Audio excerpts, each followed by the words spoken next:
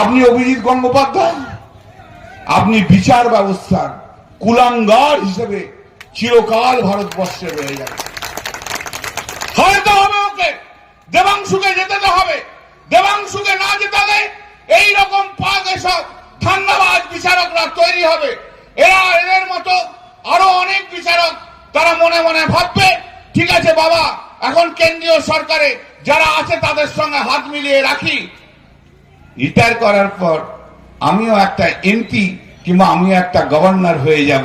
এই জায়গা কিন্তু ভাঙতে হবে আপনাদের উপর বড্ড দায়িত্ব।